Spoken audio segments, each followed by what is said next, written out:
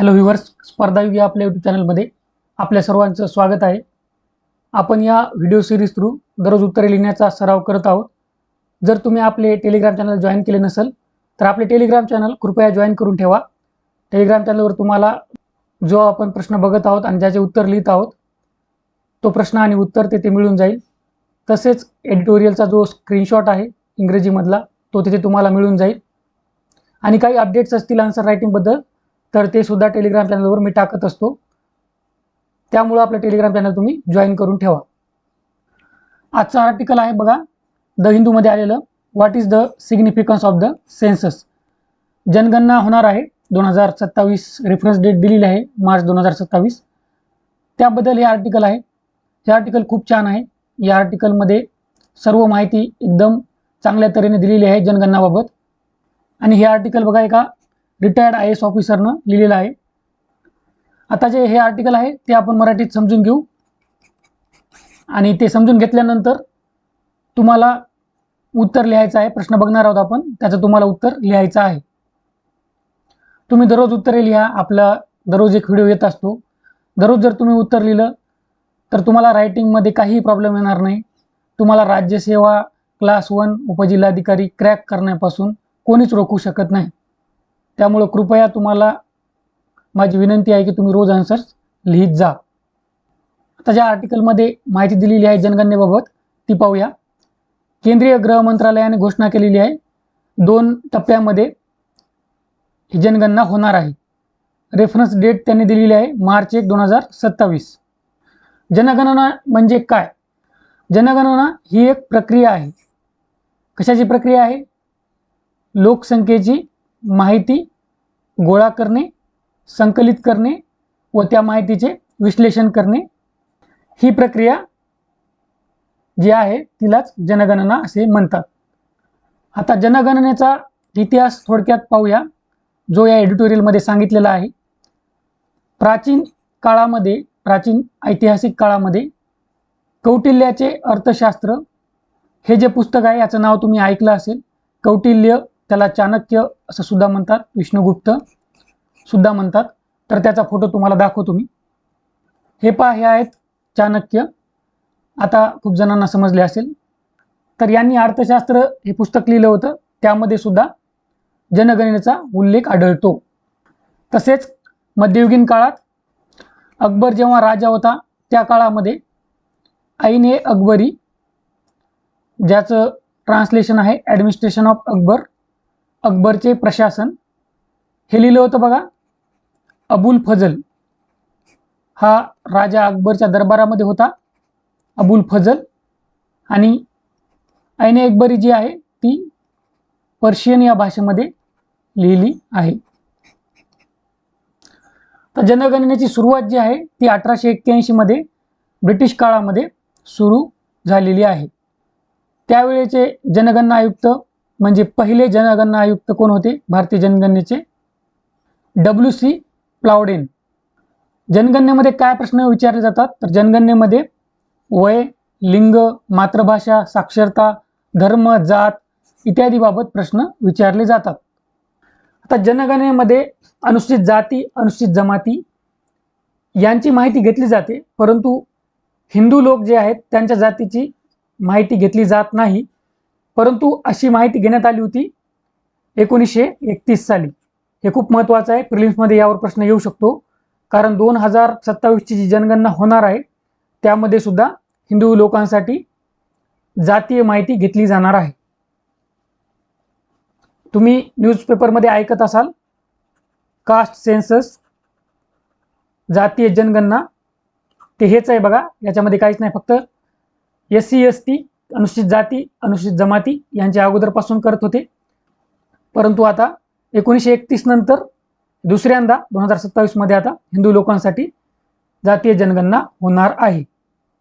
आता जनगणना कशी केली जाते हे आपल्याला प्रश्न पडत असतात. जनगणना जो आहे तो केंद्र सूचीतील विषय आहे. आता 7वं जे परिशिष्ट आहे आपलं घटनेचं, त्यामध्ये 3 सूच्या आहेत. केंद्र सूची आहे, राज्य सूची आहे आणि समवर्ती सूची आहे. युनियन लिस्ट, स्टेट लिस्ट आणि कॉन्करंट लिस्ट. तर जनगणना हा विषय तुम्हाला केंद्र सूचीमध्ये पाहायला मिळतो. तसेच जनगणना अधिनियम सेन्सस ऍक्ट आहे 1948 सालचा. यामध्ये जनगणना प्रक्रियेबद्दल माहिती दिलेली आहे की जनगणना जी आहे ती केंद्र सरकार करणार. सेन्सस कमिशनर, जनगणना आयुक्त यांची नेमणूक सुद्धा केंद्र सरकारच करणार. तसेच या कायद्यामध्ये काय दिलेलं आहे अजून, तर केंद्र शासन काय करणार, संचालक डायरेक्टर्सची नेमणूक करणार प्रत्येक राज्यांमध्ये जनगणनेवर लक्ष ठेवण्यासाठी, म्हणजे जनगणनेचं कार्य सुरळीतपणे पार पाडण्यासाठी. या व्यतिरिक्त राज्य शासन जे आहे ते कर्मचारी नियुक्त करतं. यामध्ये बहुतेक करून शिक्षकांचा समावेश असतो. आता आपण बघितलं की ही जनगणना 2 टप्प्यामध्ये होणार आहे. तर बघूया 2 टप्प्यामध्ये कधीपासून होत आहे. 1971 पासून जनगणना जी आहे ती 2 टप्प्यात होत आहे. हे जे फॅक्ट्स आहेत ना, हे खूप महत्त्वाचे आहेत प्रिलिम्ससाठी, लक्षात ठेवा. आता आपल्याला प्रश्न पडला असेल 2 टप्पे आहेत, तर 2 टप्प्यामध्ये काय होतं, तर आपण बघूया. पहिला टप्पा जो आहे त्याच्यामध्ये हाऊस लिस्टिंग म्हणजे घरेलू माहिती जी आहे ती गोळा केली जाते आणि हे 5-6 महिने चालते बघा. याच्यामध्ये काय काय प्रश्न विचारले जातात, घराचा प्रकार, पिण्याचे पाणी याबद्दल प्रश्न विचारले जातात. स्वयंपाकघर तुमच्याकडे आहे की नाही, वाहन कोणते आहे, टीव्ही PC आहे की नाही, हे प्रश्न विचारले जातात.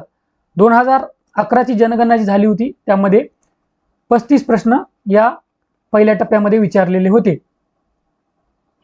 दुसरा टप्पा असतो लोकसंख्या गणना. हे फेब्रुवारी महिन्यात होत असते. यामध्ये वैयक्तिक माहिती विचारली जाते, जसं की नाव विचारलं जातं, लिंग विचारलं जातं, वय, धर्म, तुम्ही SC ST मध्ये आहात का, अनुसूचित जाती अनुसूचित जमाती या प्रवर्गामध्ये तुम्ही येता का, याची माहिती विचारली जाते. मातृभाषा, साक्षरता, व्यवसाय इत्यादी प्रश्न वैयक्तिक माहितीमध्ये दुसऱ्या टप्प्यामध्ये विचारले जातात. आता ही जी जनगणना आहे 2027ची, तिचं महत्त्व काय आहे ते आपण पाहूया, कारण खूप महत्त्वाची आहे. 1881 ते 2011 मध्ये एक सुद्धा ब्रेक जनगणनेमध्ये नव्हता, म्हणजे सुरळीत 10 वर्षानंतर जनगणना पार पाडायची. परंतु कोविड-19 मुळे काय झालं होतं, 2021ची जी जनगणना होती ती पुढे गेली, हे सर्वांना आपल्याला माहीत आहे. त्यामुळं 2021 मध्ये न होता ती 2027 मध्ये होत आहे, हे एक महत्त्व आहे. आणि अजून 3 कारणे आहेत ज्याने या जनगणनेचं महत्त्व अजून वाढलेलं आहे. पहिलं कारण तर आपण थोडी माहिती घेतली, हिंदूची जातीय माहिती यामध्ये गोळा केली जाणार आहे. आता तुम्ही मला सांगा, या अगोदर कोणत्या जनगणनेमध्ये हिंदूची जातीय माहिती गोळा केली होती, हे तुम्ही कमेंटमध्ये सांगायचं आहे. तसेच बघा, परिसीमन, सीमांकन, यालाच इंग्रजीमध्ये डिलिमिटेशन एक्झरसाइज, डिलिमिटेशन असं म्हणतात. तर याबाबत काय आहे, हे का महत्त्वाचं आहे, तर 84 घटना दुरुस्ती जी झाली होती 2002 मध्ये, तिनं काही गोष्टी फिक्स केल्या होत्या. म्हणजे जी आपली लोकसभेतील सीट्स आहेत, लोकसभेतील जागा आहेत, आता लोकसभेमध्ये किती जागा आहेत, लोकसभेमध्ये 543 जागा आहेत. तर ह्या 543 जागा चालत आलेल्या आहेत 2002 पासून.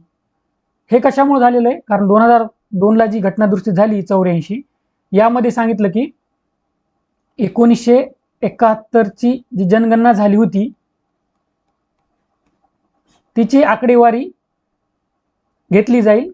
ह्या सीट ज्या आहेत, लोकसभेतल्या ज्या जागा आहेत त्या डिसाईड करण्यासाठी. हे असं का, आता तुम्हाला प्रश्न पडला पाहिजे, हे असं का, कारण समजा आता 81ची 91ची सुद्धा जनगणना झालेली आहे. आता 1991च्या जनगणनेवर समजा जर लोकसभेच्या सीट्स डिसाईड केल्या असत्या, ठरवल्या असत्या, तर काय झालं असतं, तर ज्या राज्यांची लोकसंख्या जास्त आहे त्यांना प्रतिनिधित्व जास्त भेटलं असतं आणि त्यांना जागा लोकसभेमध्ये जास्त मिळाल्या असत्या. मग हे काय झालं असतं, अन्याय झाला असता कोणावर, जी राज्य आहेत ज्यांनी लोकसंख्या नियंत्रित केली. लोकसंख्या नियंत्रित कोणत्या राज्यांनी केली, दक्षिणेकडील राज्यांनी, तामिळनाडू, केरळ, कर्नाटक यांनी लोकसंख्या नियंत्रित केली. मग यांना त्याची शिक्षा मिळेल. समजा 1991च्या जर जनगणनेच्या आधारावर लोकसभेतील जागांची संख्या निश्चित केली तर यांना ती शिक्षा दिल्यासारखं होईल. त्यामुळं या राज्यांनी विरोध केला आणि 71ची जनगणना त्यावेळेस ठरवण्यात आली. आणि असं सुद्धा सांगितलं या 84 घटना दुरुस्तीने की 2026 नंतर जी जनगणना होईल त्यामध्ये हे बदलण्यात येतील, म्हणजे लोकसभेतील ज्या जागा आहेत त्या बदलण्यात येतील. आता पुढे आपण पाहणारच आहोत. आता तेव्हा जसं दक्षिणेकडील राज्ये विरोध करत होते, आता सुद्धा ते करत असतील. हा मुद्दा आपण शेवटी पाहणार आहोत. 33% महिला आरक्षण. आता आपल्याला माहित आहे, इथं 3 गोष्टी लक्षात ठेवा. 126व विधेयक होतं, बिल होतं. 106वी घटना दुरुस्ती होती. 2023ला पारित झालं. कोणतं विधेयक आहे? नारी शक्ती वंदन अधिनियम, ज्याद्वारे महिलांना लोकसभेमध्ये आणि राज्य विधानसभेमध्ये 33% आरक्षण देण्यात आलेलं आहे. आणि या बिलामध्ये सुद्धा, या विधेयकामध्ये सुद्धा आता हा कायदा झालेला आहे. यामध्ये सुद्धा सांगितलेलं आहे की 2026 नंतर जी जनगणना होईल त्यामध्ये असं आरक्षण दिलं जाईल. मग आता आपल्याला कळालं की ही 2027 जनगणना आहे ती महत्त्वाची का आहे. जसं आपण सांगितलं होतं की आता दक्षिणेकडील राज्यांना काही अडचणी आहेत. पुन्हा यांना ह्याच अडचणी आहेत की आता जर समजा ज्या जागा आहेत लोकसभेतील त्या समजा 2011च्या जनगणनेनुसार, तर पुन्हा दक्षिणेकडील राज्य म्हणतील मग आम्ही लोकसंख्या कमी केली, पुन्हा मग आम्हाला शिक्षा देत आहात तुम्ही. पुन्हा तोच प्रॉब्लेम क्रिएट झालेला आहे. मग आता यावर विविध उपाय सांगितले जात आहेत. काही जण काय म्हणत आहेत की 1971ची लोकसंख्याच जे जागा आहे त्याचं प्रपोर्शन फिक्स करा. आता आपल्याला सर्व मुद्दे कळाले आहेत जनगणनाबाबत. आता आपण प्रश्न लिहू शकतो. तर प्रश्न पाहूया आपण आता. हाचा प्रश्न आहे, जनगणना म्हणजे काय? मार्च 2027 मध्ये होणाऱ्या जनगणनेचे महत्त्व व काही राज्यांच्या समस्यांवर प्रकाश टाका. याच्यामध्ये आता अभ्यासक्रमाच्या कोणत्या भागामध्ये हा प्रश्न येतो? तर अभ्यासक्रमाच्या आपल्या जनरल स्टडीज 1 सामान्य अध्ययन 1 हा जो पेपर आहे त्यामध्ये सोसायटी हा घटक आहे, समाज. आता हे जर तुम्हाला कळत नसेल अभ्यासक्रम, तर अभ्यासक्रमाचा व्हिडिओ डिस्क्रिप्शन बॉक्समध्ये त्याची लिंक आहे. तसेच हा व्हिडिओ झाल्यानंतर शेवटी एंड स्क्रीनला सुद्धा तुम्हाला तो व्हिडिओ मिळून जाईल. तो व्हिडिओ पाहणे तुमच्यासाठी मस्ट आहे. तुम्हाला अभ्यासक्रम कळाला तर तुमचं अर्धं काम सोपं होणार आहे. तर समाजमध्ये सुद्धा आपल्याला लोकसंख्या, पॉप्युलेशन हा घटक आहे, त्याच्यामध्ये हा प्रश्न येतो. त्यानंतर कीवर्ड, प्रत्येक प्रश्नाला लागून एक कीवर्ड असतो, त्या कीवर्डनुसार आपल्याला उत्तर लिहायचं असतं. तर या प्रश्नामध्ये कीवर्ड आहे प्रकाश टाका. प्रकाश टाका यामध्ये कसं बघा, आता जनगणना म्हणजे काय? तुम्हाला जनगणनेबद्दल माहिती द्यायची, इतिहास द्यायचा, आपण जे काही बघितलं ते. आणि मार्च 2027 मध्ये होणाऱ्या जनगणनेचे महत्त्व, आपण महत्त्व सुद्धा पाहिलेलं आहे, त्याचं महत्त्व द्यायचं. आणि राज्याच्या समस्या काय आहेत त्यावर थोडं तुम्हाला प्रकाश टाकायचा आहे. कशावर प्रकाश टाकायचा आहे बघा, या वाक्यावर प्रकाश टाकायचा आहे की मार्च 2027 मध्ये होणाऱ्या जनगणनेचे महत्त्व व काही राज्यांच्या समस्यावर प्रकाश टाका. एकदम क्लिअरली ते पॉईंट ॲड्रेस करावे लागतात. जसं इथं बघा, मार्च 2027 मध्ये होणाऱ्या जनगणनेचे महत्त्व, तर महत्त्वाचे पॉईंट्स आपण बघितलेले आहेत. तर ते सर्व पॉईंट्स तुमच्या उत्तरामध्ये आले पाहिजे. आणि काही राज्यांच्या समस्यांवर सुद्धा प्रकाश तुम्हाला टाकायचा आहे. तर समस्या आपण बघितलेल्या आहेत आणि त्यामध्ये काही राज्य दक्षिणेकडील राज्य आहेत. आणि दक्षिणेकडील राज्याव्यतिरिक्त कोणत्या राज्यांना अशा समस्या असतील बरं, विचार करा तुम्ही. तुमच्या उत्तरामध्ये तुम्ही हे टाका, कारण तुम्ही सुद्धा थोडा विचार केला पाहिजे, तेव्हाच तुमची थिंकिंग डेव्हलप होईल. आणि तिसरं आपल्याला माहिती आहे, उत्तर जेव्हा लिहितो त्याच्यामध्ये इंट्रोडक्शन पाहिजे, प्रस्तावना. इंट्रोडक्शन नंतर जो भाग येतो त्याला बॉडी पार्ट, आणि बॉडी पार्ट नंतर निष्कर्ष, कन्क्लुजन, हे 3 भाग उत्तरामध्ये आले पाहिजे, कारण प्रत्येक भागाला गुण असतात. आणि शेवटी जर उत्तर लिहिण्यासाठी तुम्हाला काही अडचणी येत असतील तर या व्हिडिओच्या खाली तुम्ही कमेंट करून विचारू शकता. तसेच टेलिग्रामवर आपण प्रश्न आणि उत्तर दिलेलं आहे.